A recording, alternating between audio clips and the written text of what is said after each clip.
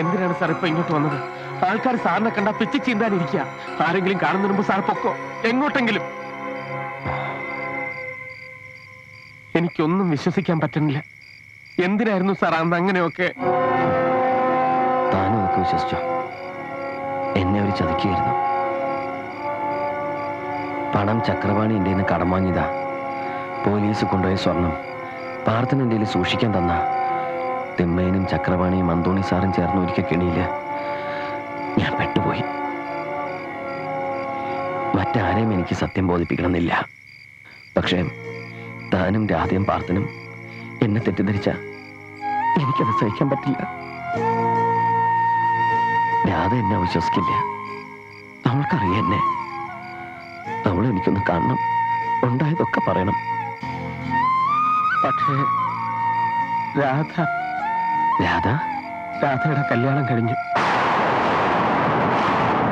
അന്നത്തെ കോളേജ് ലെക്ചറല്ലേ അയാളാ.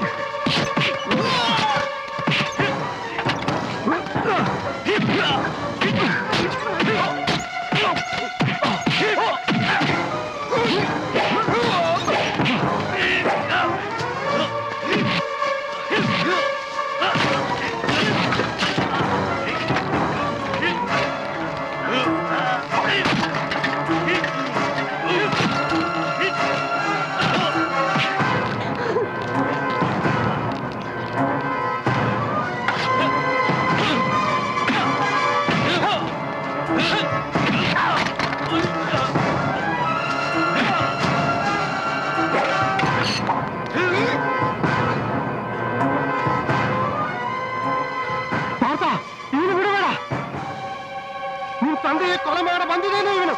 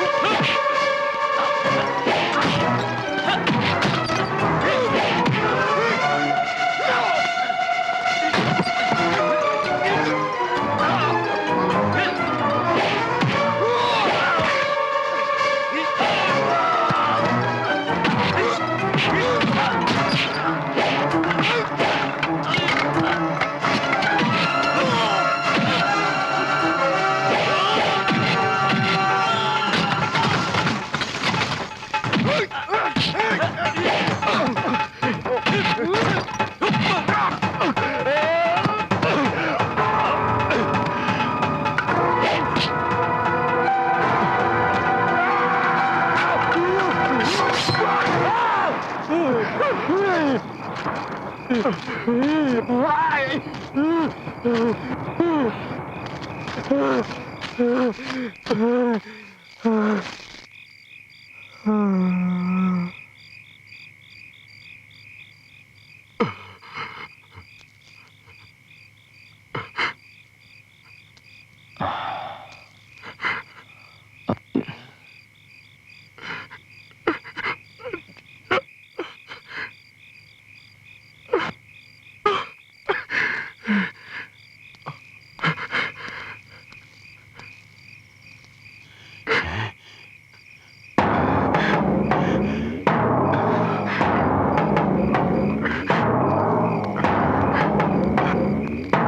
എന്താ ഞാൻ കൊന്നതവന് അറിഞ്ഞുകൊണ്ട് തന്നെ കൊന്നതാ. എന്നെ കഴിവരത്ത് കരുതോട് കണ്ടാ മതിയോ നിങ്ങൾക്ക്? മതിയോ? സ്വന്തം മകളുടെ ജീവിതം വെച്ച് കാണിച്ചിട്ട് നിങ്ങൾ എന്താ നേടിയത്? പാവം പക്ഷെ നിങ്ങളോട് എന്ത് തെറ്റാ ചെയ്തത്? സാറ് എല്ലാവരും കൂടി പറഞ്ഞപ്പോ ഞാൻ വിശ്വസിച്ചു പോയതാ. സാർ പോയിക്കോ, ഇത് അച്ഛനാട്ടിന്റെ എങ്ങോട്ടെങ്കിലും പോയിക്കോ, പോയിക്കോ.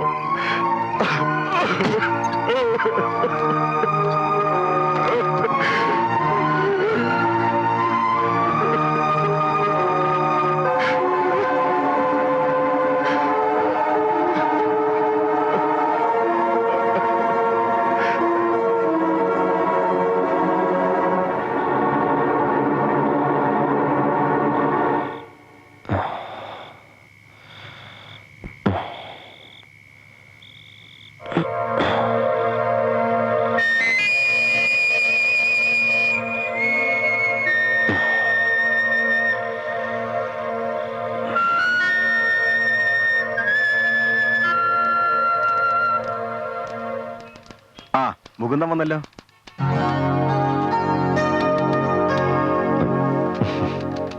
കുറച്ചു നേരമായി വെയിറ്റ് ചെയ്യുന്നു. പുള്ളിക്ക് പുറത്തൊന്ന് പോണം. ബാംഗ്ലൂർ ട്രിപ്പിന് ഞാൻ നാഗപ്പേ വിട്ടു. നീ ഒന്ന് കൂടെ ചെല്ലേ. പോവാം.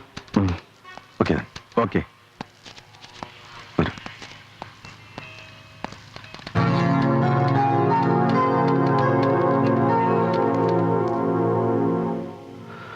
ഒറ്റ നോട്ടത്തിൽ ആത്മഹത്യ എന്നാരും കരുതാതിരിക്കുക. എന്നാൽ അറിയേണ്ടവർ അതങ്ങനെയാന്ന് മനസ്സിലാക്കുക. കടങ്കഥ പോലെ രസകരമായൊരു മരണം. ശരിക്കും ഞാനത് ആഗ്രഹിച്ചിരുന്നു. മുകുന്ദൻ കണ്ട എക്സെൻട്രിക്കായ മുഴുക്കുടിയനായ ഒരാളായിരുന്നില്ല ഞാൻ. സമ്പന്നമായൊരു കുടുംബത്തിലെ അവകാശിയായ ഏക ആന്തരി. ജീവിക്കാനൊരു ജോലിയുടെ ആവശ്യമില്ലായിരുന്നിട്ടും എന്റെ നിർബന്ധപ്രകാരം ആ ചെറിയ കോളേജിലെ ലെക്ചർ പോസ്റ്റ് സ്വീകരിക്കാൻ അമ്മ എന്നെ അനുവദിച്ചു. ആ ദിവസങ്ങളിൽ നിന്നോ ഞാൻ അവളെ കണ്ടുമുട്ടി. രാധെ. ഒരു വിവാഹത്തെക്കുറിച്ച് ഒരിക്കലും ചിന്തിച്ചിട്ടില്ലാത്ത ഞാൻ അവളൊത്തുള്ളൊരു ജീവിതം സ്വപ്നം കാണാൻ തുടങ്ങി. ഒടുവിൽ ഞങ്ങളുടെ വിവാഹം നടന്നു. ഏയ്, എന്താ നമ്മള് പരിചയമില്ലാത്തവരൊന്നും അല്ലല്ലോ.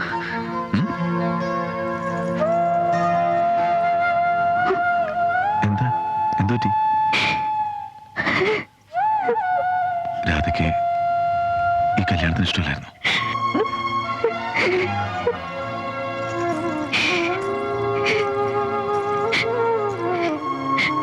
ഇങ്ങനൊരു ദിവസം ഞാൻ സ്വപ്നം കണ്ടിരുന്നു.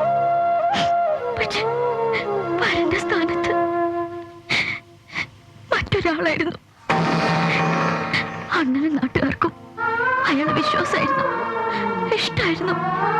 പക്ഷെ അയാൾ ആ സ്നേഹവും വിശ്വാസവും തകർത്ത് കളഞ്ഞു. പിന്നെ ഒരു കല്യാണമേ വേണ്ടെന്ന് വെച്ചതായിരുന്നു ഞാൻ.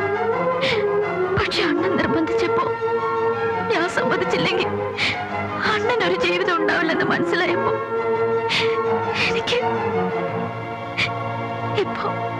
എനിക്കറിയാം ഞാനൊരു ഭാര്യയാണ്. ഒരു നല്ല ഭാര്യയാവാൻ ഞാൻ ശ്രമിക്കുകയും ചെയ്യാം. പക്ഷെ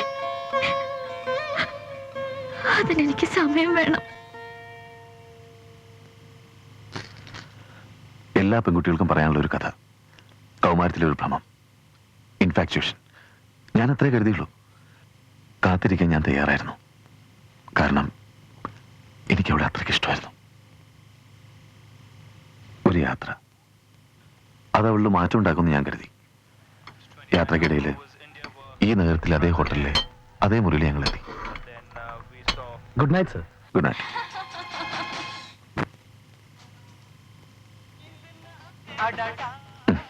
ആ മതി ടി വി കണ്ടത്. പോയി കിടക്കാൻ നോക്ക്. നാളെ പുലർച്ചയ്ക്ക് ഉണരേണ്ടതല്ലേ. കാലത്തെ ഗൈഡ് പറഞ്ഞ ക്ഷേത്രത്തെ പറ്റി ഇവിടുത്തെ ഒരു മലയാളി റൂംബായോട് ഞാൻ ചോദിച്ചു. ശക്തി സ്വരൂപിയായ ദേവിയാ ഇവിടുത്തെ മൂലപ്രതിഷ്ഠ. ശ്രീ പരമേശ്വരനെ മനസ്സാൽ ധ്യാനിച്ച് ദേവി തപസ്സിരുന്നത് ഇവിടെയാണെന്നാണ് ഐതിഹ്യം. കിടന്നോളൂ മോളെ, രാവിലെ അമ്മ വിളിക്കാം. Good night. ഗുഡ് നൈറ്റ് മോനെ.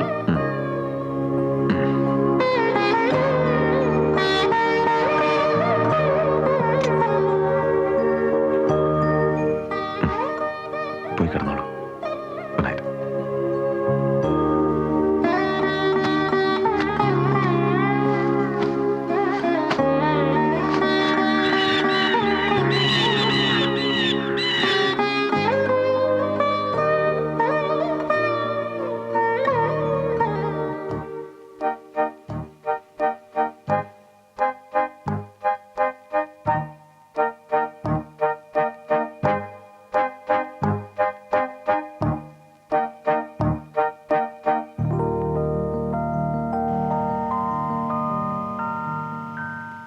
ഒരു കുഞ്ഞു പൂവിൻ്റെ ഇതളിൽ നിന്നൊരു തുള്ളി മധുരമെൻ ചുണ്ടിൽ പൊഴിഞ്ഞുവെങ്കിൽ, തനിയെ ഉറങ്ങുന്ന രാവിൽ നിലാവിൻ്റെ തളിർമെത്ത നെയ്യും വിരിച്ചുവെങ്കിൽ, എൻ്റെ തപസിൻ്റെ പുണ്യം തളിർത്തുവെങ്കിൽ, എൻ്റെ തപസിൻ്റെ പുണ്യം തളിർത്തുവെങ്കിൽ.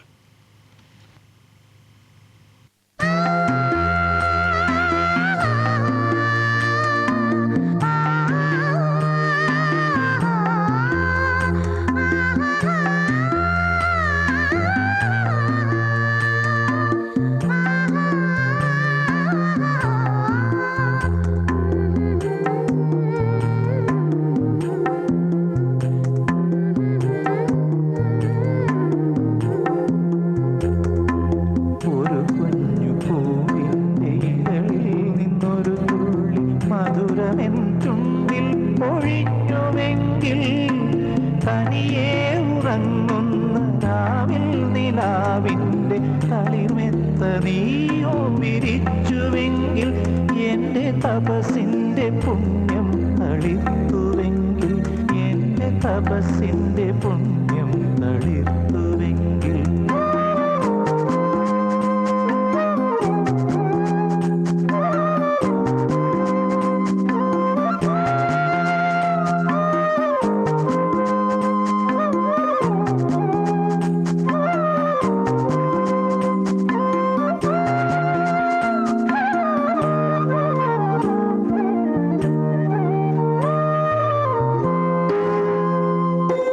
കുടവുമായി പോകുന്നൊരമ്പാടി മുകിൽ എൻ്റെ ഹൃദയത്തിൽ അമൃതം തളിക്കുകില്ലേ?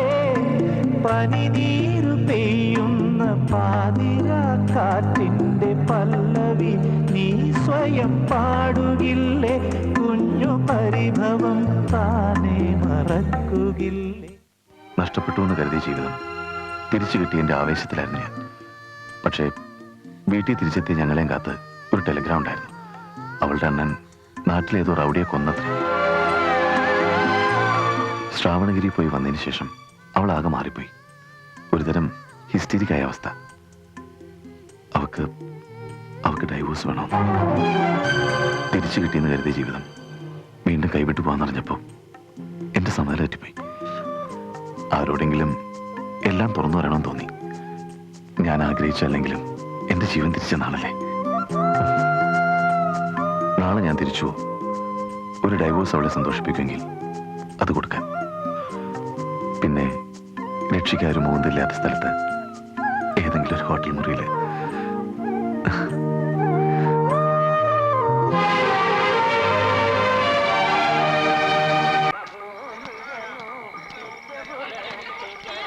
മുകുന്ദേട്ടൻ എവിടെയായിരുന്നു? ഓഫീസിൽ വിളിച്ചപ്പോ അവധിയാണെന്ന് പറഞ്ഞു. മുകുന്ദേട്ടനെ കാണാനായിട്ട് ഒരു സ്ത്രീ കുറെ നേരമായിട്ട് കാത്തിരിക്കുക. വരാൻ വൈകുമെന്ന് പറഞ്ഞിട്ട് പോയില്ല. അപ്പൊ ഞാൻ വീടിന് താക്കോൽ കൊടുത്തിട്ടുണ്ടേ.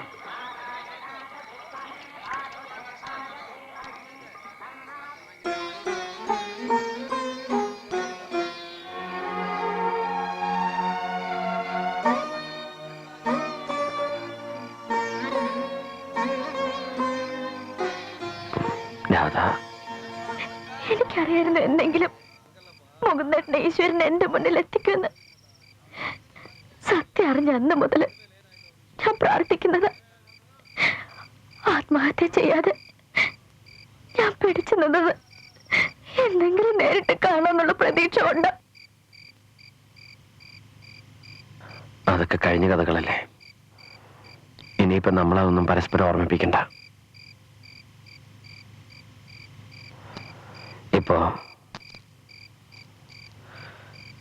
ഇപ്പൊ രാധൊരു ഭാര്യയാണ്. ഡൈവോഴ്സ് ചെയ്യാനുള്ള രാധയുടെ തീരുമാനം മാറ്റണം. ഒരു തെറ്റും ചെയ്തിട്ടില്ലാത്ത ആ മനുഷ്യനെ വെറുതെ ശിക്ഷിക്കരുത്. ശിക്ഷിക്കല്ല, ഒരിക്കൽ അണ്ണന്റെ നിർബന്ധത്തിന് വഴങ്ങി ഞാൻ വിവാഹത്തിന് സമ്മതിച്ചതാ.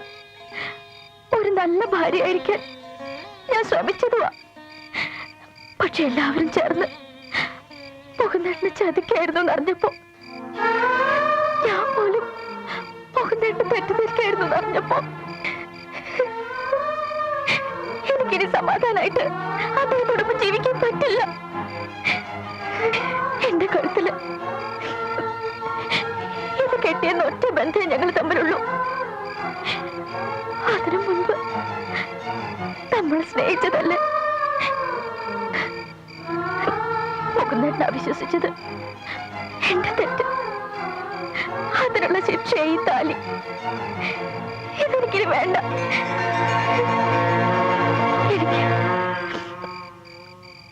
എനിക്ക് പഴയ രാധയാവണം. നമ്മുടെ ആ പഴയ കാലം എനിക്ക് തിരിച്ചു തരുമോ? രാധ ഇപ്പൊ പോ. റൂമിൽ അവർ കാണാതിരുന്ന് വിഷമിക്കണ്ടാവും. എനിക്ക് ആലോചിക്കാൻ കുറച്ച് സമയം വേണം. വിഷമിക്കണ്ട, എല്ലാം ശരിയാവും.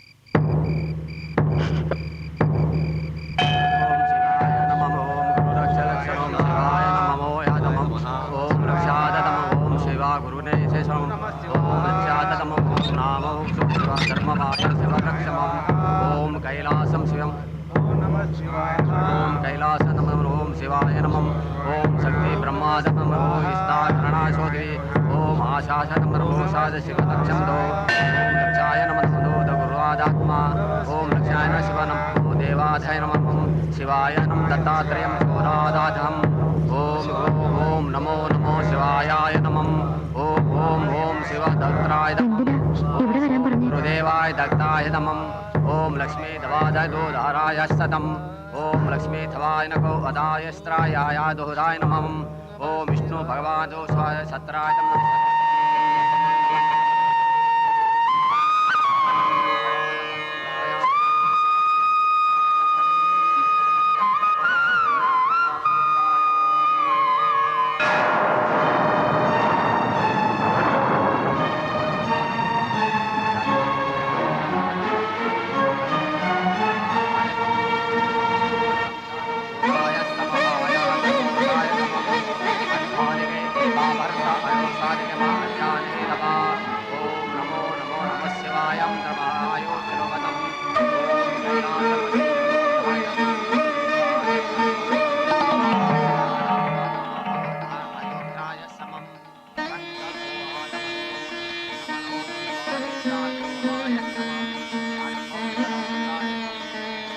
मंगलादायकं मंगलं मंगलादातो भूयासनं कंठोदाय समर्पयामि शिवाय शिवाय नमः बोधाय नमः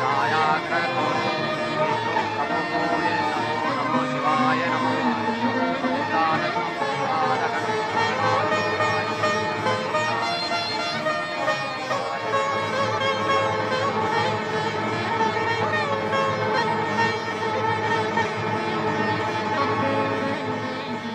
ഇപ്പോ ഇവളെന്റെ ഭാര്യയാണ്. ഭഗവാനെ സാക്ഷി നിർത്തി ഞാൻ താലി കെട്ടിയ പെണ്ണ. രാധ പറഞ്ഞല്ലോ, താലി കെട്ടിയെന്നൊരു ബന്ധമല്ലാതെ മറ്റൊന്നും നീയും അദ്ദേഹം തമ്മിലില്ലെന്ന്. താലി ഒരു വാഗ്ദാനമാണ്.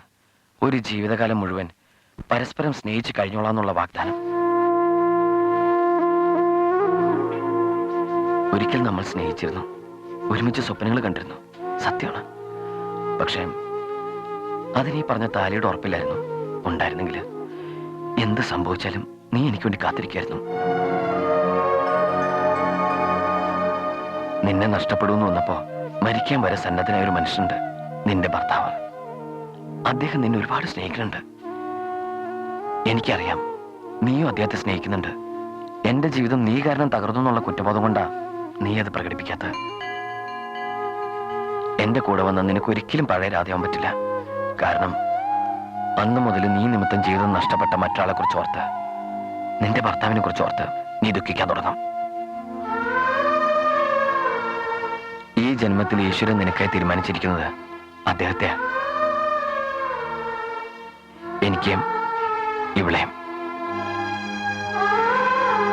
എനിക്ക് അനുവദിച്ചു കിട്ടിയ ജീവിതത്തില് ഞാൻ സംതൃപ്തനാ. എനിക്ക് സന്തോഷ. രാധയ്ക്ക് എന്ത് തീരുമാനമാണെങ്കിലും എടുക്കാം. എല്ലാം അറിഞ്ഞിട്ടും അനുകൂലമായൊരു മറുപടിക്ക് വേണ്ടി കാത്തു നിൽക്കുന്ന ആ മനുഷ്യനെ നിരാശപ്പെടുത്തരുത്.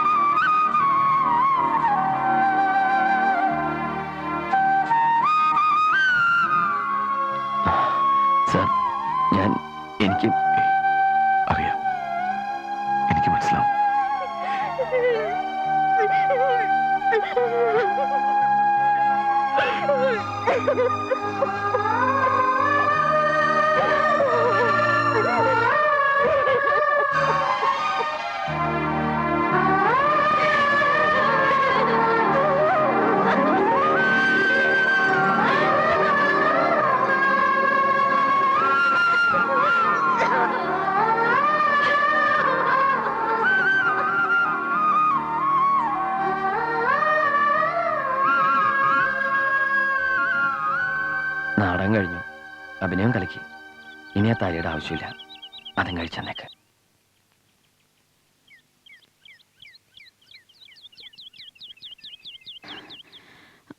അഭിനയാണെന്ന് അറിഞ്ഞുകൊണ്ട് തന്നെയാ വന്നതും നിന്ന് തന്നതും ഒക്കെ. പക്ഷേ അമ്പലത്തില് ഭഗവാന്റെ മുമ്പിൽ വെച്ച് ഒരു നിമിഷം ഞാനത് സത്യമായിരുന്നെങ്കിൽ നാശിച്ചു പോയി.